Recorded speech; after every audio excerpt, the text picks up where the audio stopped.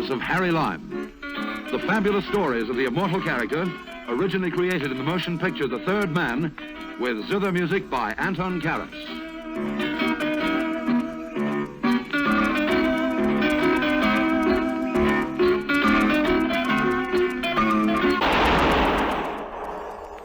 That was the shot that killed Harry Lime. He died in a sewer beneath Vienna. As those of you know who saw the movie The Third Man. Yes, that was the end of Harry Lime. But it was not the beginning. Harry Lime had many lives. And I can recount all of them. How do I know? Very simple. Because my name is Harry Lime.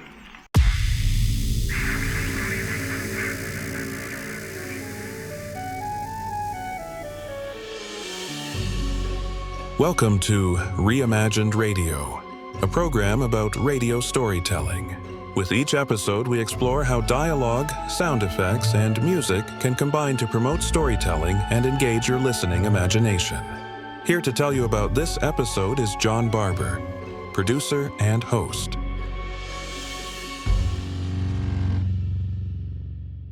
Hello, everyone. In this episode of Reimagined Radio, we present The Lives of Harry Lime, starring Orson Welles, who reprises his role as con artist Harry Lime from the 1949 British noir film The Third Man. It's an episode from our old-time radio series. We present the first and last episodes to showcase their tight construction, playful concepts, and excellent narratives. For more information and the episode script, visit our website, reimaginedradio.fm. Thank you for listening as Reimagined Radio presents The Lives of Harry Lime, starring Orson Welles.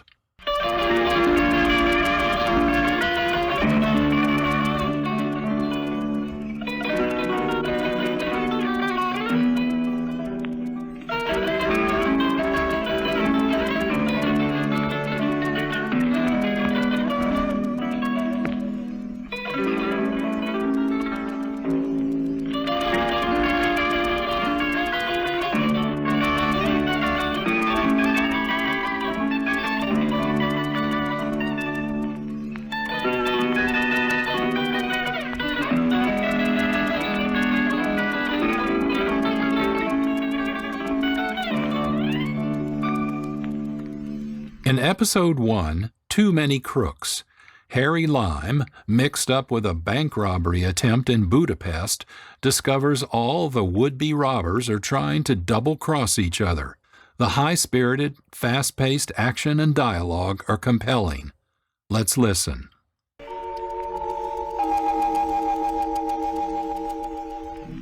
Don't get me wrong, I love Budapest. From Budapest come goulashes and shardashes. Shardashes being something you dance and goulash being something you eat if you go for all that paprika. Me, I love it. So, when I got that telegram, I took the first train to Hungary. Maybe I'd better tell you about the telegram first. Dear Mr. Lime, it said, my bank is going to be robbed and I need your help. It was signed Fekete, evidently a man's name, nobody I knew. I knew all about bank robberies, however, and I was dying to help. Besides, as I say, I love paprika. So I started packing right away.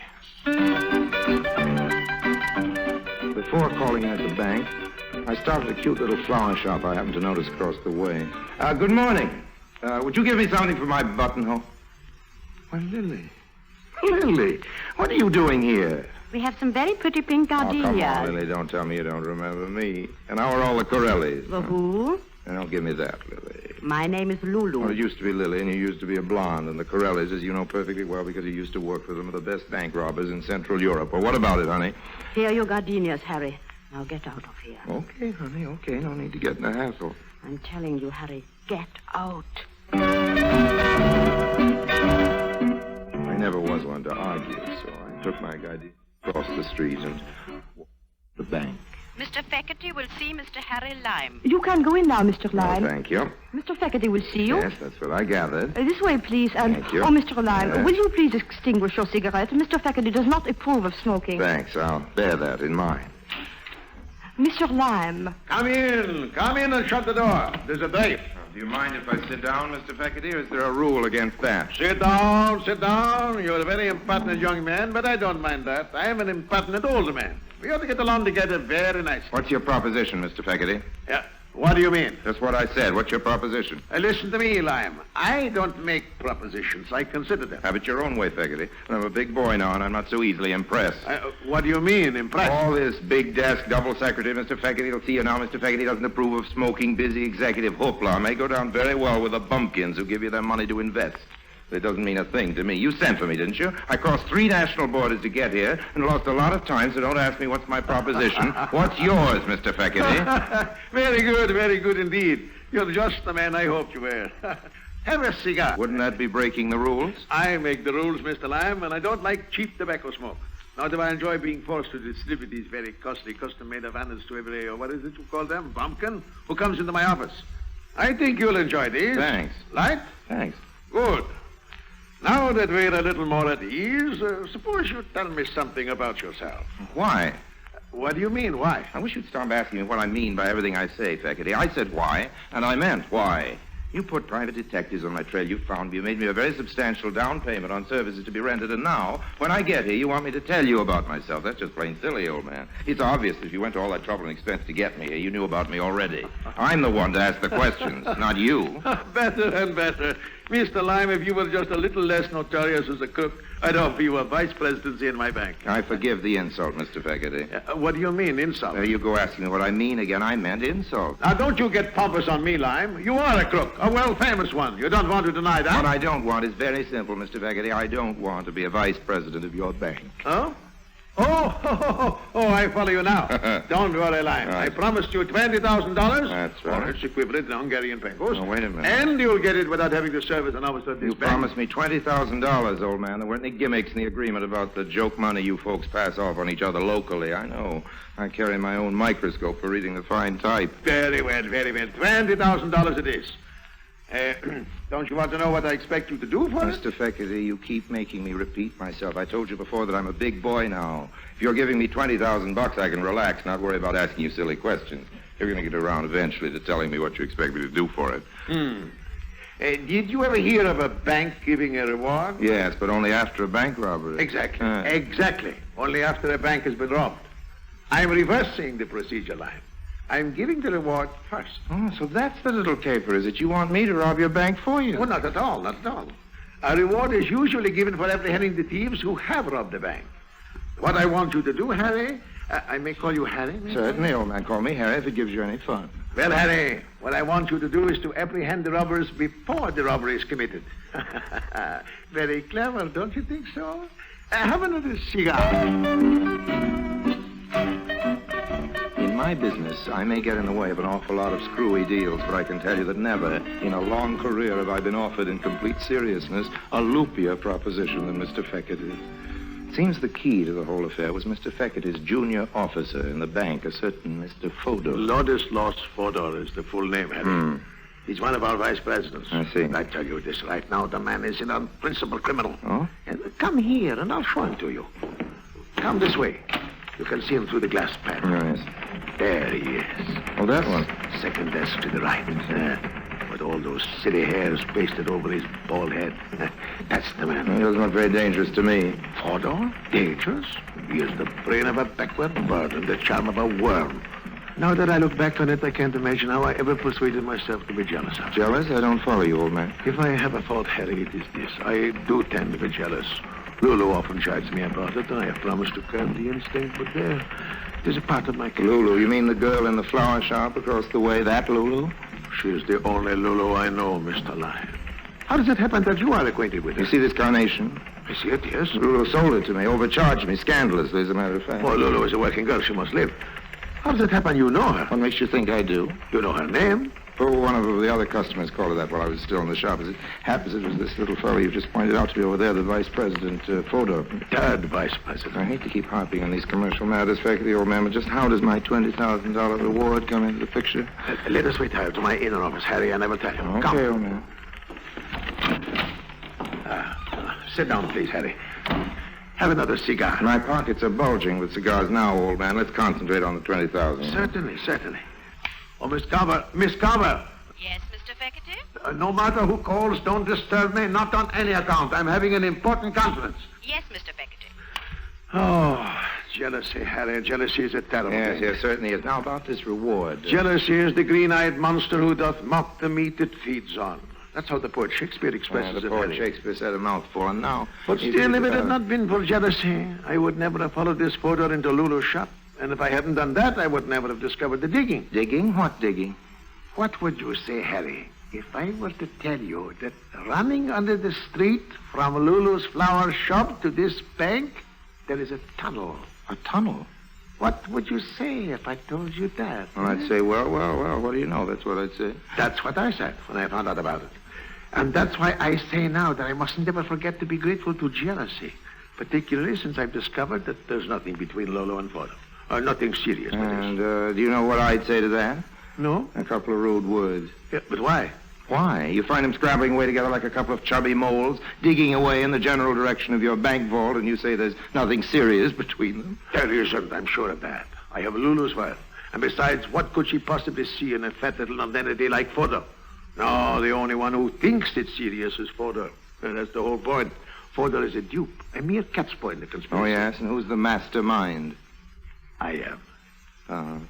And what does Fodor think about that? He languishes in ignorance. He knows nothing.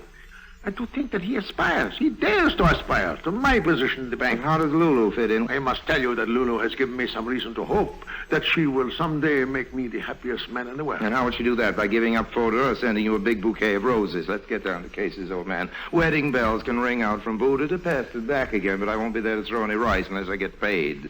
What is it exactly you want from me? Lessons on how to help Fodor and Lulu rob your bank? Fodor's going to do the robbing, and besides, it isn't my bank. I'm only a salary And officer. then Fodor gives you the money to give to Lulu, is that Certainly it? not, certainly not. That would be silly. That's just what I was thinking. No, every day Fodor is supposed to take the paper money from the various cages and place it in the vault. Yeah? This is his responsibility. Yeah?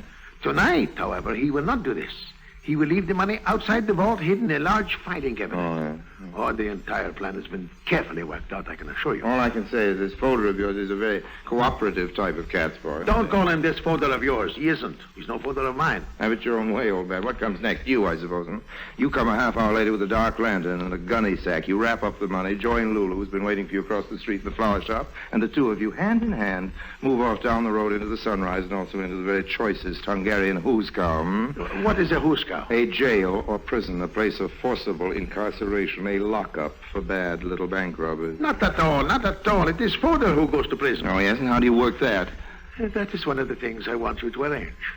Oh, I see. I'm going to have to earn that $20,000. I think we'll start by having it deposited in my name and in somebody else's bank, old man. Why now? And why another bank? Well, every bank in Budapest isn't going to be robbed tonight, so I think I'd prefer one of the others. And I'll take it now because I know you wouldn't want me to go to the police with what is, after all, a fairly sordid little Go to story. the police, but that's Oh, blackmail. watch your language, old man. Blackmail's a nasty word. You know, all I want is protection for my poor little $20,000. I'll give you service for it, too, but I want to be absolutely positive that you're ready to meet your payroll. Very well. You'll have your money, but you will help me. I'm going to need a few more solid facts, old man.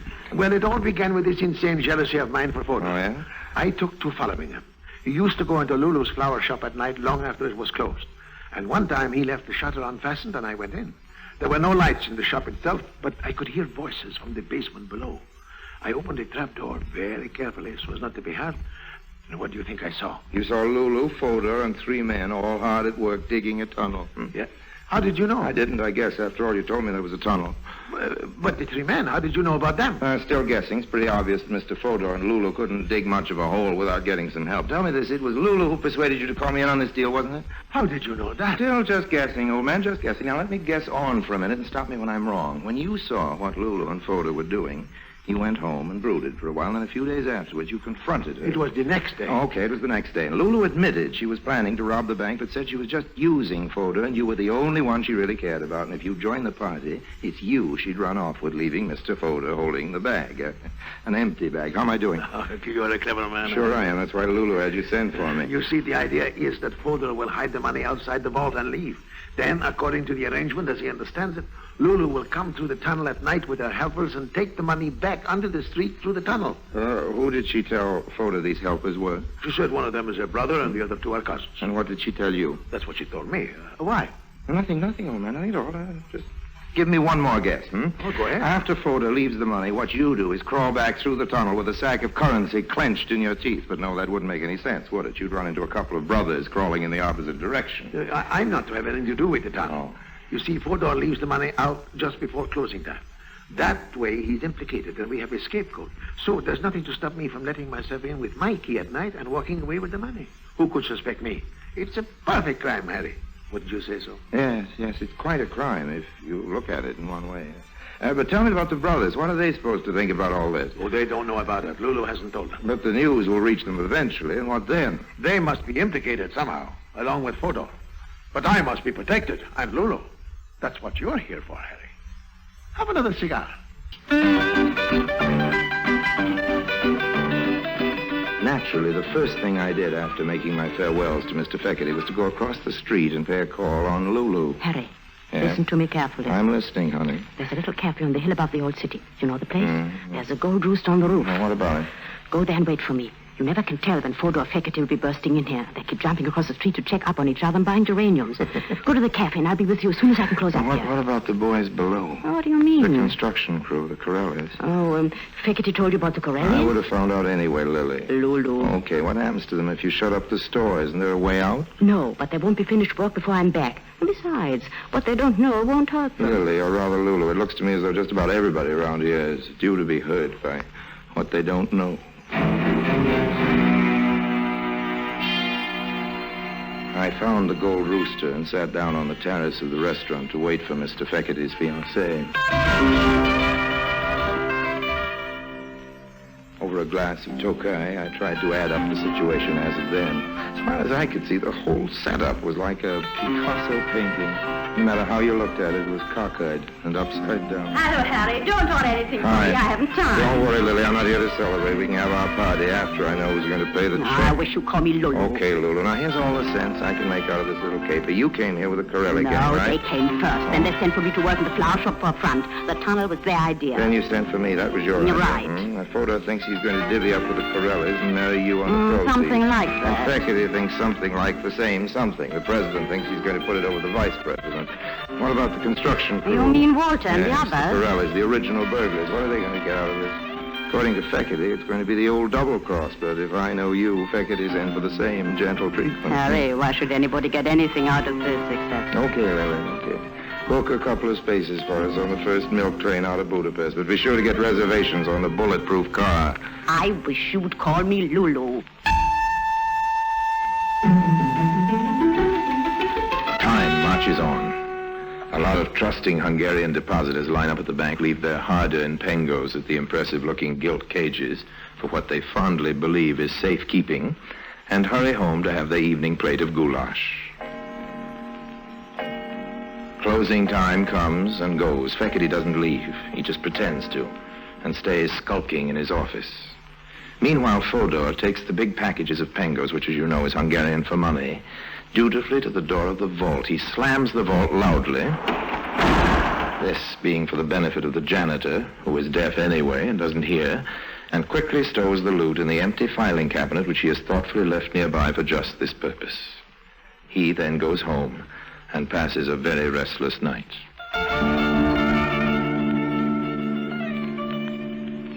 The moon rises over the city and winks at its own reflection in the Danube. A lot of good Hungarians are in their beds. The others are all in a nightclub called the Arizona, dancing the Shardash. They do not come into this story, so we'll leave them dancing. Down onto the street, the Corellis, those adept bank robbers, continue to dig. They are putting the finishing touches on their tunnel, and we will not listen in on them because their conversation is very vulgar indeed.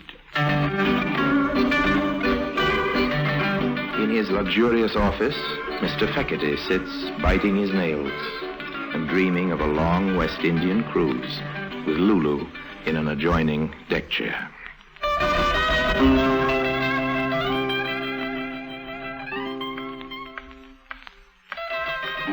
As the gang in the tunnel understand it, when the clock strikes 12, they are to open the secret trap door which they have previously prepared inside the bank, a section of tiling near the vault, go to the filing cabinet and take out the money which Fodor has left there, thus eliminating the noise and inconvenience of breaking into the vault, and First closing the loose tile after themselves, scuttle back with the loot under the street, into the flower shop, out into the night, and as far away from Hungary as possible.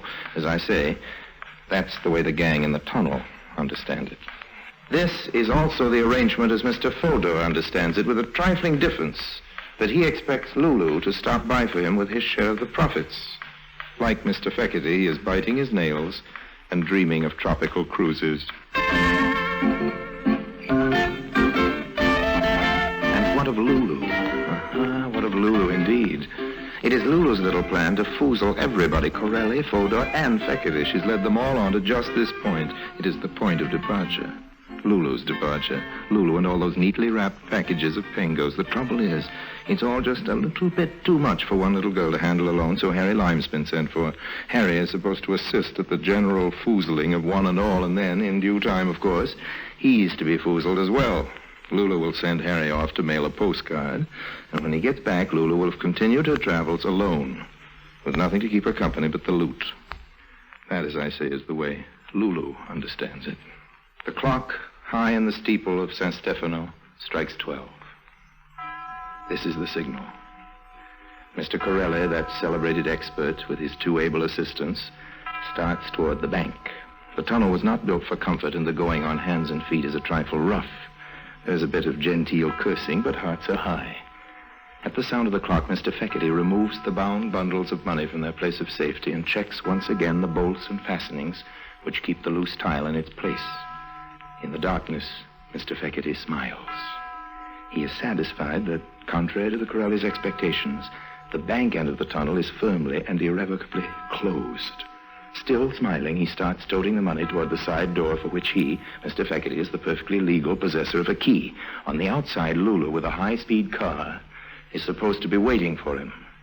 Unfortunately, however, a moment earlier, Harry Lime, on the flower shop end of the tunnel, has persuaded Lulu to go down for a moment and tell the boys not to try lifting that trick tile for at least a half hour. Lulu hates herself now for not having analyzed the merits of this suggestion. She has plenty of time now to think this over, because foxy old Harry in the flower shop has bolted down the trap door. The clock has stopped striking, of course, and Mr. Fekete pops out of his bank looking for all the world like a jolly Christmas shopper with his arms loaded with bundles. There is a high-speed car waiting for Mr. Fekete, all right, but it is full of strange gentlemen, and they are all dressed in uniforms. Put up your hands, Fekete. Put up your hands. You're under arrest. But there's some mistake. Oh, not at all, old man. No mistake at all. You see, gentlemen, just as you were told, there he is, and there's the money. Come along now, Fekete. We are taking you in. You, Harry, a police informer. Not a bit of it, old man. I wouldn't dream of telling on you. No, the cops got the tip-off from an anonymous letter, and you know how you spell anonymous? L-U-L-U. Lulu. She did it. Lulu. That wouldn't be Lulu Hartz, would it? Alias Lily the Twister. Yes, officer, I believe so. There's a reward offered for her capture, isn't there? I should say there is. What about the Corelli gang? They've got the biggest price on their heads in Central Europe. Oh, that's lovely. It's all beginning to add up. When you throw in the generous reward Mr. Fekete posted in the name of his bank this afternoon. But you're not going to collect that, are you? Why not, old man? After all, you put up the money for me to collect before the bank was robbed, didn't you? You also wanted me to thwart the Corellis, and if you yourself are foolish enough to go breaking the law, you'll just have to tell it to the judge. I'll tell him plenty. I'll tell him about you. Go ahead. I haven't broken any laws, remember, and you'll only help me collect my various rewards. Matter of fact, Lime, just what is your connection with this affair? What have you done? Officer, all I did was turn a bolt on a trap door. Nothing at all, really, just a twist to the wrist. And now if you've got some spare handcuffs ready, I think we better open it up again. The folks down below may be getting a little fretful, and I think they'll appreciate a change of scene. If you'll come with me, officer, I'll show you the place. Really, Mr. Lime, I can't tell you how grateful. Please, old man, don't mention it. Pleasure, I assure you. Won't you have a cigar?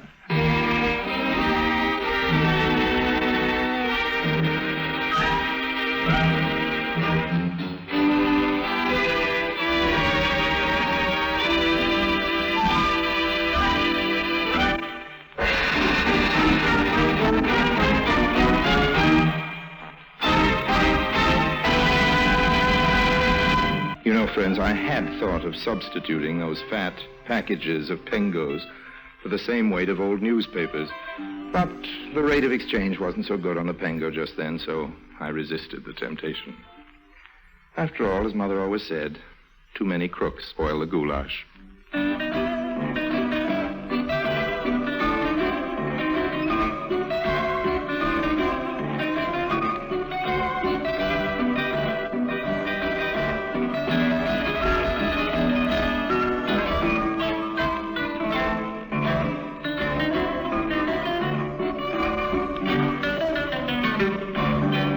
This is Reimagined Radio. Our episode is The Lives of Harry Lime, starring Orson Welles. We just listened to Too Many Crooks, the first in the 52-episode radio series produced by Harry Alan Towers, an independent radio producer based in London. When Towers and Welles met in London, the American movie director and former radio star was looking for money to finance his independent film ventures. Towers wanted star power for an upcoming production. Both saw opportunity and agreed to produce the Harry Lime radio series as a prequel to the 1949 movie The Third Man, in which Welles played the character Harry Lime. The radio series prequel would depict Lime's misadventures throughout Europe during World War II, before his death in Vienna, which ended the movie. For more information, visit the episode page at our website, reimaginedradio.fm.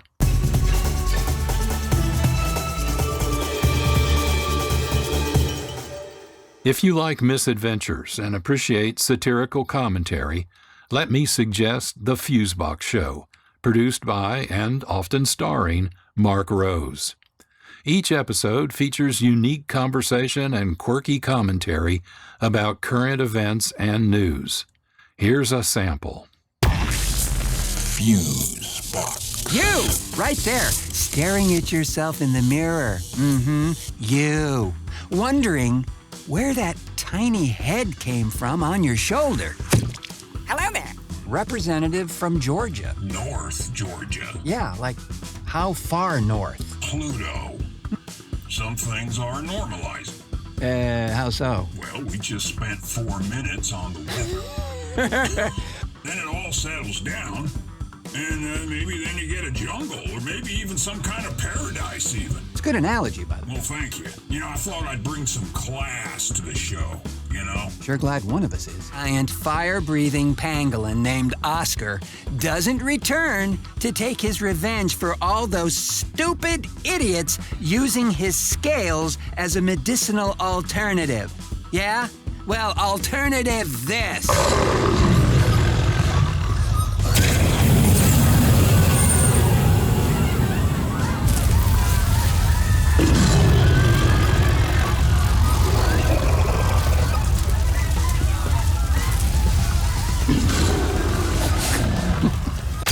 Catch Fusebox the third Thursday of the month at 9 p.m. right here on KXRW 99.9. Fusebox. Learn more and subscribe to the podcast at the Fusebox Show website, thefuseboxshow.com.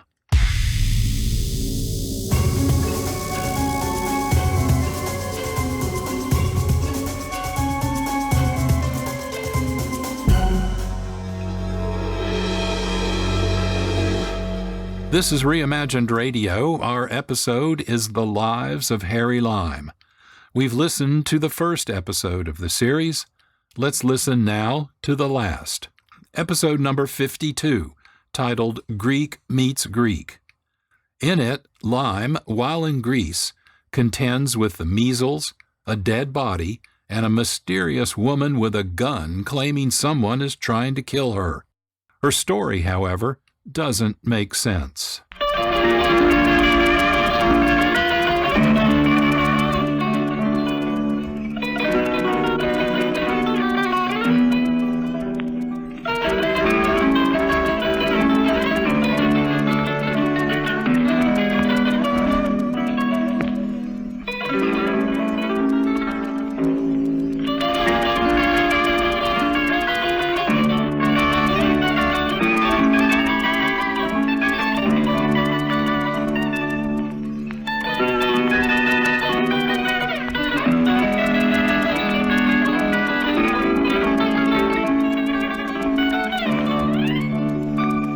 A short while ago, I decided to pay a visit to Greece. I've always been interested in art objects, preferably the expensive, easily portable sort, and that's why sculpture isn't normally my line. This time, however, I was making an exception. I had my eye on something, and I wanted to have my hands on it, too, so I went to Greece. Unfortunately, art wasn't the only bug that bit me there. Stick around, I'll tell you about it.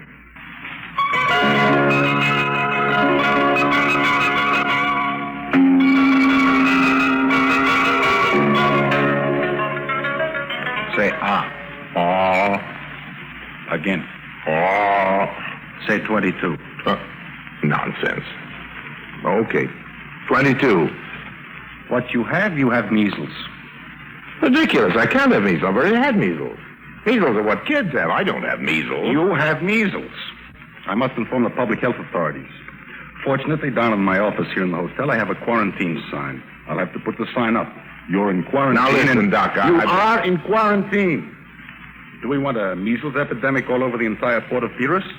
We do not. You are in quarantine.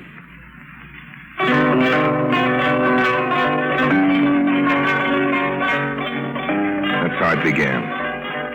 In room 34, on the second floor of the Hotel Olympus in the port of Pyrrhus, outside of Athens in Greece. Shouldn't happen to a dog, but it was happening to me, Harry Lime. After the hotel doctor had left the room, I was in an absolute fury. I even kicked a small stool all the way from the couch to the window. It was too much. Measles. The doctor had said something about a public health officer. I intended to tell that public health officer plenty. Why don't you keep your measles germs under control? What's the idea of letting a perfectly respectable individual catch some confounded kid's disease and be clapped at? Come in. And furthermore, if you'd only use a little DDT around this stinking port, we could... I beg your pardon? I may come in? What? Please. Well, certainly not. You may not come in. This room is quarantined. Oh, wonderful. Quarantined. How absolutely splendid. Why is there no sign on the door? Well, there hasn't been time, and you aren't allowed to come in. What have you got? Measles. Go on, get you mustn't touch me. I've never had measles. Well, go on, get out of here. No, you cannot send me out. Now, listen. No, please listen to me. If you send me out there in that hall again, I'll be killed. Oh, come on, will you? I'm not feeling so good, and I don't want any of these, whatever it is, South Balkan romanticism. Excuse me, just run along. That's a good girl, please. You want proof? Proof? Proof of what? Now, look, beat it. A public health officer is on his way here, and in a minute... Will you come next door, will you? Why should I come next door? To look at the proof that you must give me sanctuary here, behind your quarantine sign. Are you kidding? Quick, before the doctor comes. Follow me. Now. Wait. Make sure there's no one in the... Oh, come on now. Cut it out. You see? Right next door to your suite. There, look.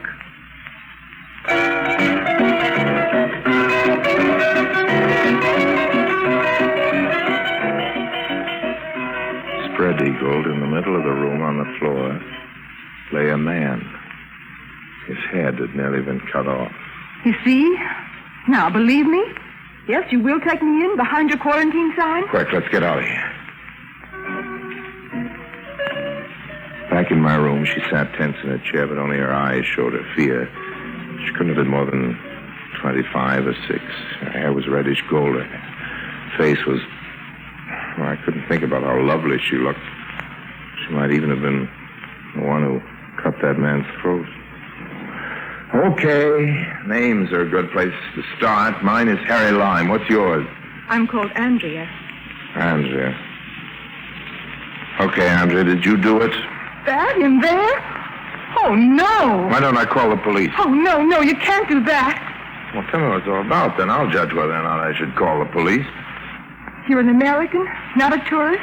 No, I'm an art lover. Never mind that. Now tell me. An art lover? Yes, that's right. Oh, tell me, Mr. Lime.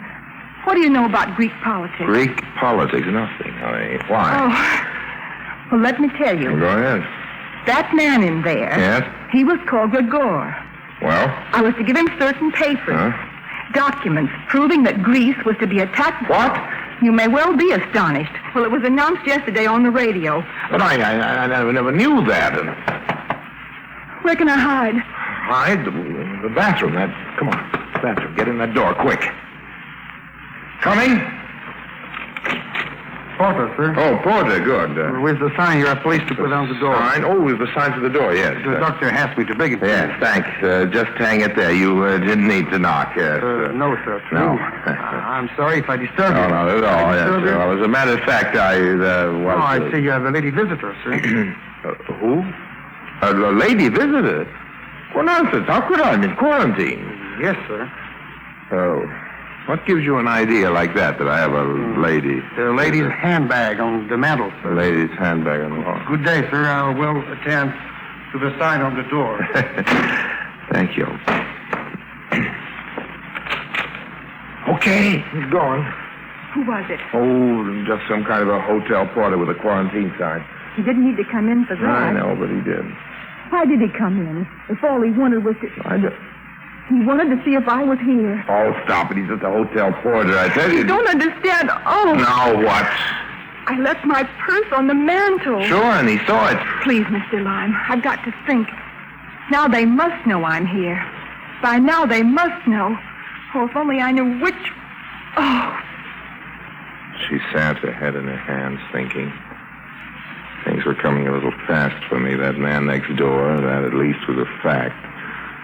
But her story, what was going on? Why couldn't she go straight to the cops with her? Hey, Andrea. What's wrong with taking your papers to the police? Please, I'm trying to think. Okay. Oh, my goodness. This time take your pocketbook, will you? 1 minute! Yes? I am the public health officer. Oh. Good afternoon. Yes, good Almost evening. Good evening. I am coming in? Yes, please do. I am being Dr. Papanikolos. Dr. Papanikolos. My name. Yes. Good evening. Good evening, yes. Please to take your coat, your tie, your shirt, all off. All right, okay, here we go. Well, I'm supposed to have his measles, you know. A contagion disease. Yes. Very. Please, sir. What's the matter? Why the sniffing, old man? You use perfume. I smelling perfume. Well, maybe I like the smell of perfume, old man. What's that got to do with my measles? Look, you're a public health officer, or no? Yes. Yes. And your job is... To prevent the spread of an epidemic. To prevent. And he cracks about perfume. I'm sorry. Every man has his say. Say, I've already said, Just tell me, how long do I have to be in quarantine, old man? Please, leaving me look. Cough? No. Bright light bothering you? No. Feeling like a cold? No. German measles. German. Good. May clear up when you noticing first the rash? When I'm noticing the rash, first of all, the day before yesterday I noticed the rash. May clear up tomorrow. May clear up tomorrow. Stay in quarantine. Okay. My card. Call me. That's all? What is else? What is else? Well, I could leave tomorrow. Could be, possibly. Well, how about that, huh? Good, though. I presume. Oh, you presume. Oh, I know. I suppose, being Greek, you hate all Americans now, don't you? Ever Please, since this... hate Americans? Why? Since we stopped sending you military aid yesterday. Who telling you a story like this? Stopping sending militaries? You mean you are? Never. The Americans are ridiculous. No, wait just a... Goodbye. Second. It's not true, you're sure? The Americans are still... What's the secret? Why we speak so in whispering? Please. Okay, old man, you're quite sure the Americans have not said they will stop sending arms to Greece? Never. Ridiculous. Goodbye. Andrea? Who was it? Well, the man who told me that you lied when you said the Americans had stopped sending military aid to Greece. Yes. This is the public health officer, my dear Andrea. I'd like you to know that I always suspected your story. I never believed it, and I am now going to... What? What are you going to do? Call the cops and tell them about this Gregor, if that's his name, which I doubt. Now, let go. I want to get the phone. Oh, no, please, Harry, you mustn't. Please. What was that? Get back from the windows. Hey, what is this? They're shooting in here. From a room across the street, see? The window cut, third floor. What is it? They can't. Get down. Oh, cutting. Now that it's getting dark. See, Harry? Now then, you were saying... Those 2 bullets. And the plaster. Over here. I believe you said you were going to call the cops. Well, not now. Oh, now I'm calling room service. Oh, I want a drink. Also, food. I'm hungry. Yes, food. What is it? Oh, I keep forgetting. You're sick. Measles. What's the joke? You should be in bed. What's the matter? I think you did cut that man's throat. Oh, You lied to me. Oh, Who is he? Who killed him and why? You don't believe me. All right. You really didn't give me time to think up a proper story. Now I guess I'll have to tell you the truth. And I did so want not to. Go on. First, the dinner. Why should I give you more time? Well, I think it's because when I look at you, I can't believe that you could be involved in anything evil. Not even when bullets come in through my window. You're very sweet, Harry. No, I'm going to call room service. I'm very hungry. Need enough for 2. We'll talk about Gregor after we've eaten. Was it my fever from the measles? Was it the cocktails? Was it Andrea? The look she'd give me every now and then? Or was it all 3? I don't know. By the time we put the tray and the empty dishes back in the hall, I was getting to the point where I could forget every now and then that man in the room next door. Those 2 pockmarks in the plaster where bullets had been buried. No? No. What were the questions you...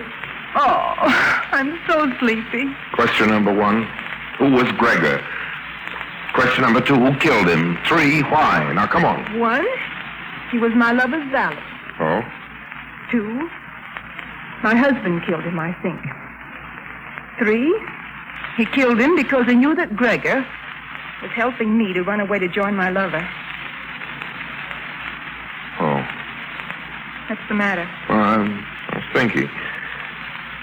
You mean so then he bribed the hotel porter to find out where you were, decided you were here, hired a room across the street, took a look over here, and then decided that I was your lover, is that it? Alexander's nearsighted. And then fired 2 shots at me? And a poor shot. You must be very jealous. Morbid. Pathological. This is another lie, isn't it? Isn't it? For the truth. That's to prevent him from coming right in here and shooting me point blank, and you too. Hey, listen, will you? Andrea, you're treating it like a joke. My gosh, I'm going to go... Now what? Well, I'm going next door. I'm beginning to think this Gregor was a vaudeville prop, that no one's been killed. The way you act about it, I can't Harry, even... come back here. Are you crazy? Listen to me.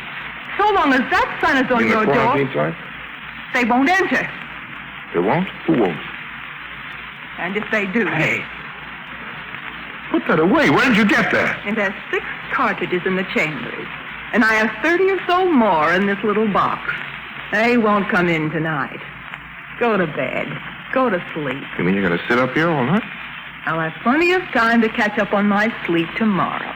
Oh, what happens tomorrow? A ship comes into the port. Ship comes into the port? To the dock, which you can see from your window. If you want to give my husband another shot at you. When a signal comes from that ship, I will leave. Are you serious about that story of a lover and a jealous husband? What's wrong with it? Well, at least it's incredible. Of course, it's a lie, but at least I can believe it before I could believe the others. So? Could never be mixed up with red agents and secret documents and espionage rings. Not you. You're no femme fatale, I can tell. I said you were sweet.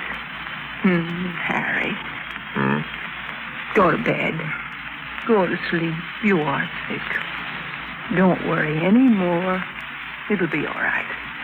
And I'm sorry that I put all my troubles in your lap. I'm sleepy. This fever and the cocktail. Sure. You sleep. I'll be awake. Nothing more will happen tonight. Good night.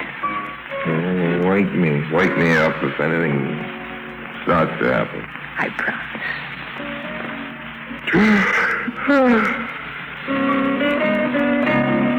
Andrea. Andrea! Still dark. I looked at my watch. It's 5 in the morning. Andrea? Who's that? Oh, Harry, I frightened you. I'm sorry. Where were you? Down to the dock. The ship I Oh, was... you mean your lovers arrived? Is that it? You don't believe me yet, do you? 5 o'clock. Give me that gun. You take a nap. I'll sit up a while. I might take you up on that, Harry. Good.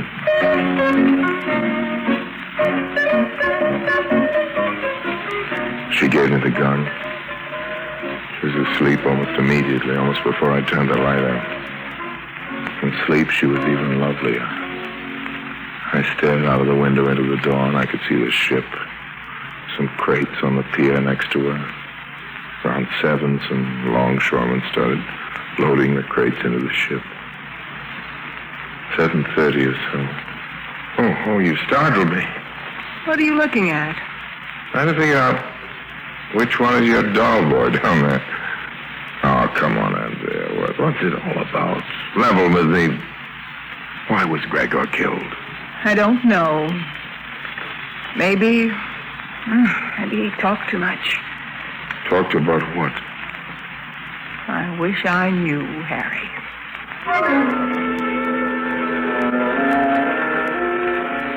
What time is it? 9 o'clock. Those curtains are across the way, yes. What? They moved just a minute ago. Now they're into the bathroom. Yes, who is it?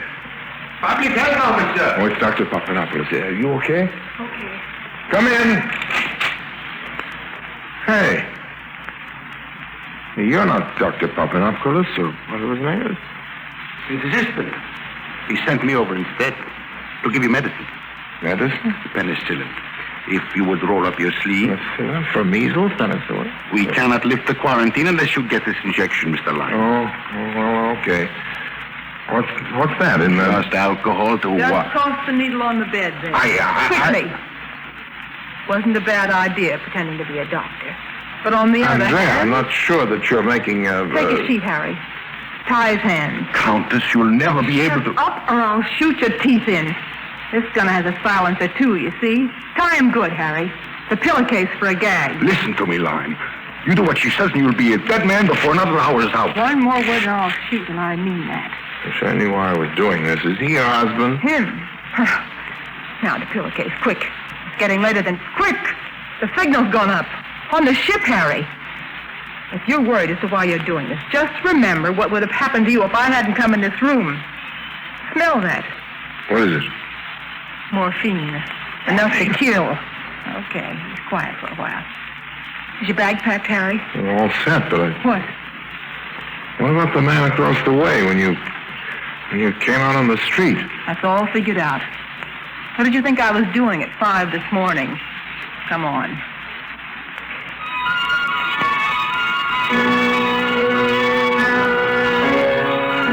She led the way to the freight elevator at the cellar, out a delivery entrance into an alley, down the alley through a gate and a wooden fence, through 2 backyards, out through another fence, around the corner. Harry, through here. Through the shed. And then there we were. A gangplank right in front of us. We scrambled up. A man in a dirty blue uniform stood waiting.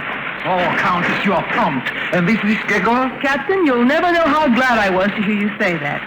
Everything's ready? Your crates are aboard, yes. And the envelope for you. He started to hand her an envelope, then he paused. Perhaps just to make sure, we should first make sure that the consignment is as ordered. Most certainly.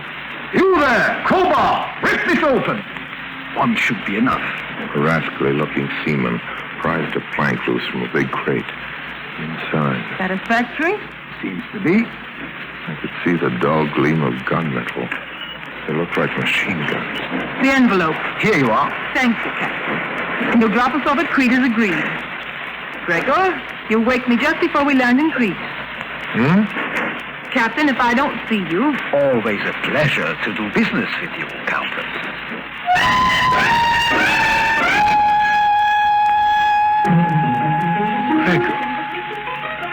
Gregor. Yeah. Do you mind if I call you Gregor, Harry? Well, why? Just for a few minutes more. till we land in Crete. What's the matter, Harry? Oh, I hope this boat sinks. The guns, you mean? And you, too. And me. And your blood money. I suppose that's what was in the envelope, the payoff, huh? Yes. Half yours, of course. Unless it's counterfeit. The last installment always is when they can get away with it. Why aren't you registering a complaint with the captain? With your six-shooter, huh? I don't think it would be a good idea for me to complain, Harry. He might decide to examine my crates more carefully if I complain about his money. What? He might find out that the ammunition I sold him doesn't fit his guns. I'm a woman, Harry. I don't like killing. This time I can tell. You're speaking the truth, aren't you? It's always a pleasure to double-cross killers. Oh. Oh, poor Gregor. Gregor, is that me this time? No, Gregor. Oh, the real one. He always talked a lot. You know, I was never sure until the last moment whether he'd been killed by the people who didn't want us to sell these worthless guns or by our employers who discovered they were worthless. What then? When he came out of the boat this morning... There was always a possibility. Oh. But when the captain greeted you as Gregor, it was quite a load off. Oh, my goodness. Yes. I've become quite cynical because of all the treachery and double-dealing I've seen. Even you were double-crossed. Me? When? But quite honestly, I always try to make up for it. For example, to make up for it this time, I think I shall present you with the Order of the Cross of Rubeola. What's that? Rubeola. Something that's common to both of us. We both had it. Although I told you I hadn't. Rubeola, it's all riddles. Still riddles. No, measles. Measles? If you'd lean down just a bit, I'll confer the order on you. Thanks. Now let's try that once. And so we wound up in Crete. I felt the time had come to let Andrea know that my love for art wasn't entirely platonic. We decided that as we had so much in common, we might try a business partnership. Andrea had, I felt, a great natural talent which needed developing on the right lines. Unfortunately, however, the partnership didn't last long. In fact, just long enough for one big deal. I found out that Andrea had just a little too much in common with me. She believed in 100% of everything, including the profits. Still looking for Andrea and the profits. Maybe the Greeks had a word for her, too. So long now.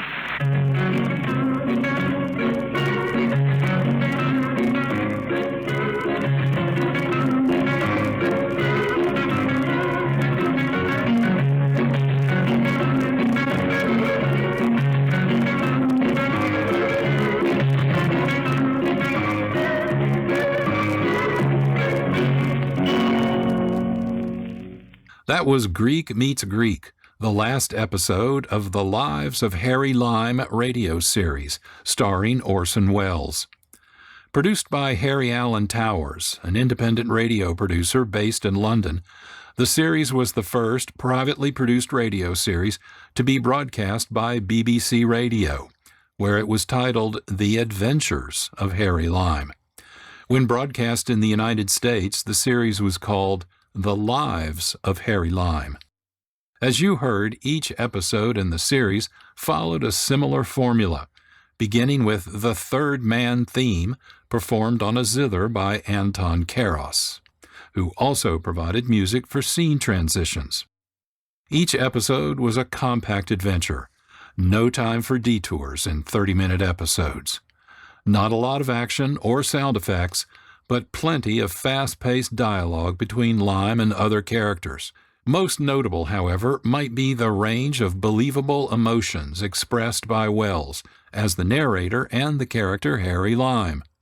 Welles played Harry Lime as a complex con man with his own sense of right and wrong, avoiding the constant double crosses of his world while seeking any opportunity to make fast money. For more information, visit the episode page at our website, reimaginedradio.fm.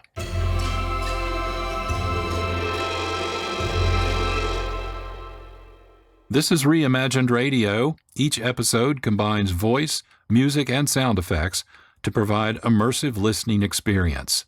Like this.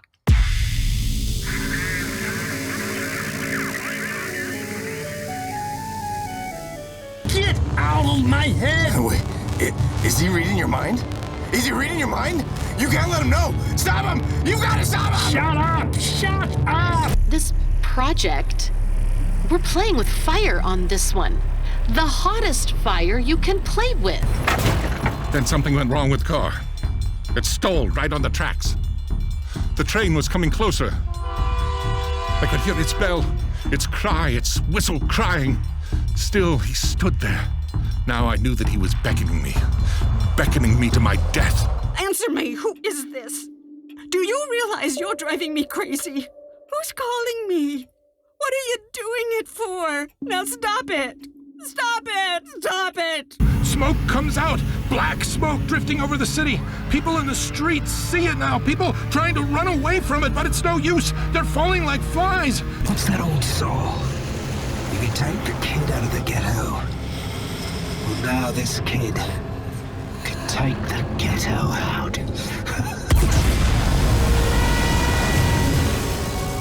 Reimagined Radio.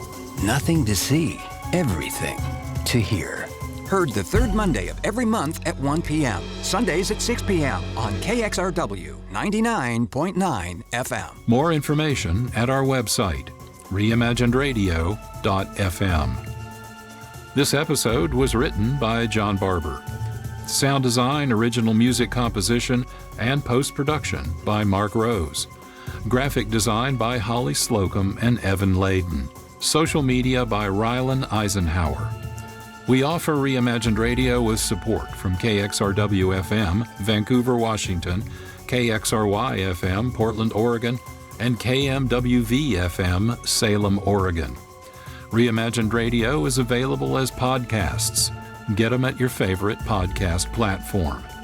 Episodes are archived and available for on-demand listening at our website, reimaginedradio.fm. Connect with us on social media, Blue Sky, Facebook, Instagram, LinkedIn, TikTok, X, and YouTube. This is John Barber, producer and host. Thanks for listening. This is a production of Reimagined Radio. To learn more, visit our website, Reimagined Radio. All one word, no punctuation, .fm. Please join us again for another episode of Reimagined Radio, where we will continue our exploration of radio storytelling.